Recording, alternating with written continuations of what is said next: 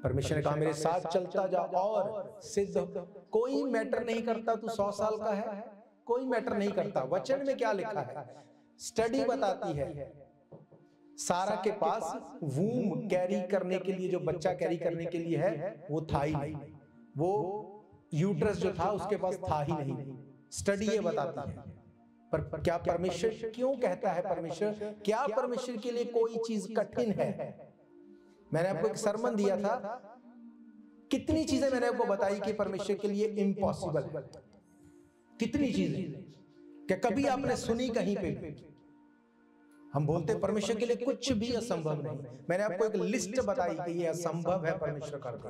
वो अपने वचन के बाहर नहीं जा सकता, कभी नहीं जा सकता। बाइबल कहती है वो झूठ कभी नहीं बोल सकता। कितनी लंबी लिस्ट मैंने आपको बताई।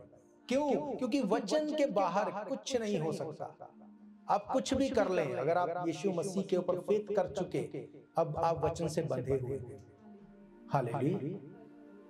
तो इस वीक हम इन्हीं वर्सेस के ऊपर आप मेडिटेट करेंगे, आप इसको सुनेंगे। ये अपलोड हो जाएगा आज रात तक या कल सुबह तक। जिनके पास नोट्स नहीं है, आपको इनको लेके नोट्स बनाना, नोट्स बनाओ, उनके ऊपर मेडिटेट। क्योंकि जब आप पढ़ेंगे, जब आप लिखेंगे, परमेश्वर आपको रीमा वर्ड देगा, आपसे इसके अलावा बात करेगा। हालेलुया। और जिन लोगों के पास जो रेगुलर बाइबल के रीडर हैं, जो रेगुलर परमेश्वर के वचन पढ़ते हैं, आपको अलग, उससे कुछ अलग करना है। वो क्या है मैं आपको बताऊंगा।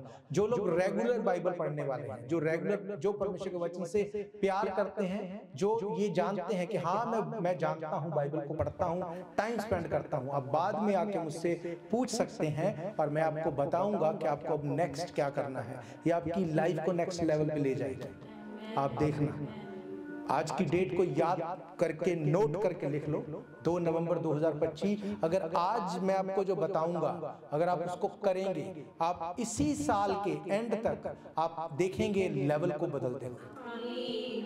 हालेलुया।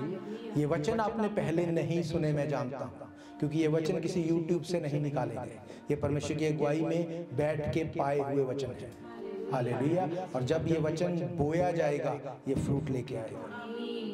हालेलुया। तो मेरा ये फेथ है, इन वचनों के साथ आप ब्लेस्ड हैं। अपनी आंखों को बंद करेंगे, हम प्रभु भोज में जाएंगे।